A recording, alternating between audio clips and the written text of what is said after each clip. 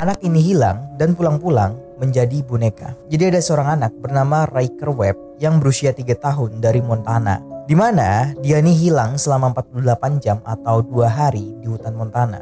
Saat itu Webb itu lagi bermain dengan anjing peliharaannya dan tiba-tiba menghilang begitu saja. Hilangnya Webb ini tentunya membuat keluarga mereka ini panik dan mereka pun mulai melakukan pencarian dengan helikopter, drone, dan tim penyelamat untuk menyusuri hutan-hutan terdekat. Ditambah lagi kondisi cuaca pada saat itu lagi badai petir dan suhunya itu minus 40 derajat Celcius. Sebenarnya banyak orang yang mencari Webb walaupun hasilnya nihil. 2 hari setelahnya, Webb ini ditemukan oleh sepasang suami istri yang lagi memeriksa gudang di belakang kabin. Karena pasangan ini mendengar beberapa suara yang tidak seperti biasanya. Dan ketika mereka membuka gudang, saat itu juga Webb ini ditemukan dengan kondisi lapar, haus, dan kedinginan. Diduga Webb ini berlindung di gudang penyimpanan generator kedua pasangan tersebut. Hal inilah yang membuat Webb ini bisa bertahan dalam kondisi cuaca buruk sekalipun. Dan dari banyaknya hewan liar seperti singa gunung ataupun beruang. Tapi yang anehnya, ketika Webb ini ditemukan, wajahnya itu seperti boneka yang penuh dengan trauma yang mendalam. Atau seperti boneka lah, bisa kalian lihat di foto ini.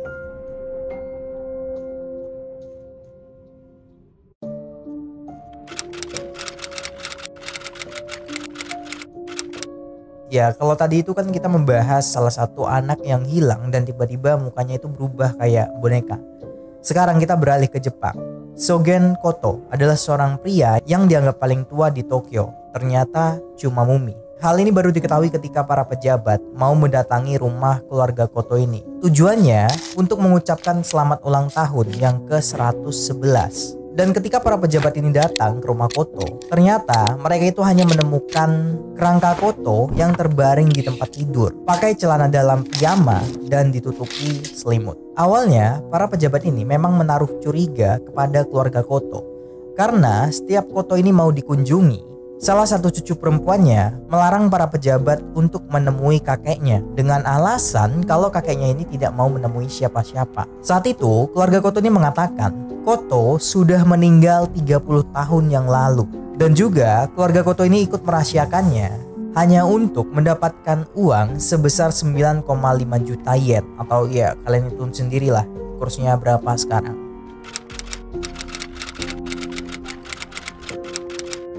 Kalian tahu nggak Tupac Shakur?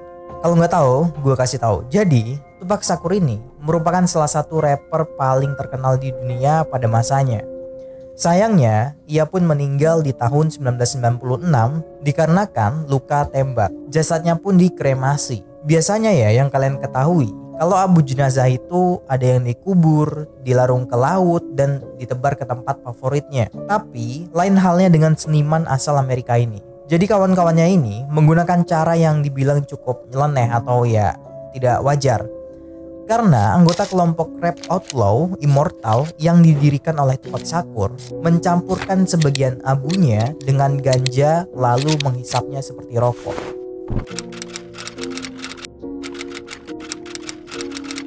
Sekarang mau tanya ke kalian, kalau kamar kalian itu semuanya serba putih, bantal putih, spray putih, dinding pun putih, kalian merasa stres gak? Nah, ternyata ada salah satu metode penyiksaan dengan cara menyakiti korban secara fisik, white torture.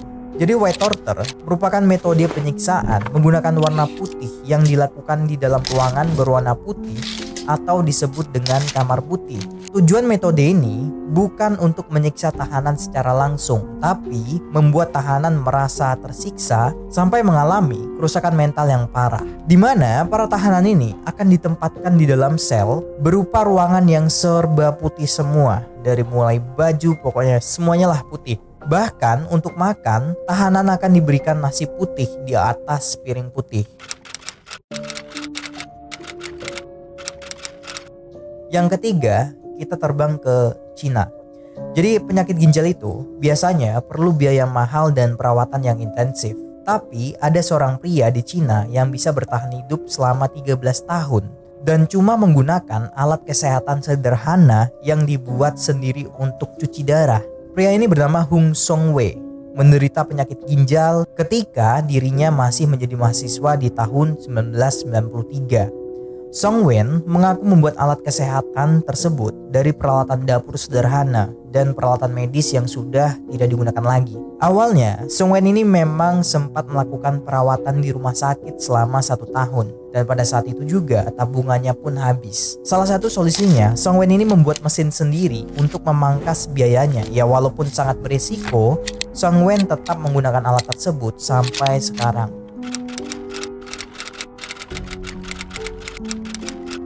Dan yang terakhir, yang keenam, ini dari negara kita sendiri yaitu Indonesia. Ada seorang suami yang sembunyiin kematian istrinya selama 6 tahun. Dan kejadian ini gak bakal ketahuan kalau anak kandungnya sendiri tidak melaporkan ayahnya yang bernama Hengki karena penganiayaan. Selain itu, di kantor polisi, anaknya ini mengaku kalau ayahnya sudah membunuh ibunya sendiri dan jasadnya dicor di dalam rumah. Dengan cepat polisi pun segera menggeledah rumah tersebut yang berada di Kecamatan Bontoala, Makassar. Di belakang rumahnya, polisi ini menemukan semacam kubangan yang sebesar itu kurang lebih 1 meter ditutupi dengan semen. Dan setelah digali, polisi menemukan tulang belulang manusia. Dan kurang lebih dari 24 jam, Hengki pun ditangkap dan diinterogasi.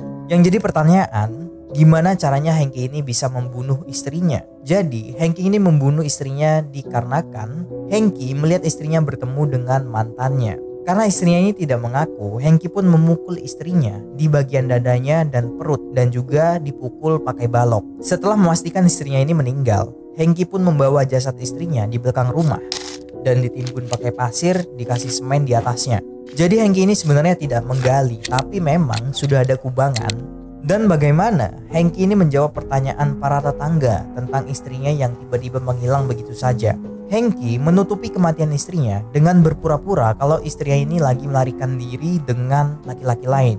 Dan Hengki juga sempat seolah-olah membuat postingan di sosial media kalau istrinya ini hilang untuk memperkuat alibinya. Padahal Hengki sudah membunuhnya.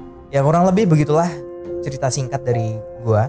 Dan kalau ada salah kata ataupun kata yang kurang tepat mohon dimaafkan. Terima kasih sudah menonton video ini.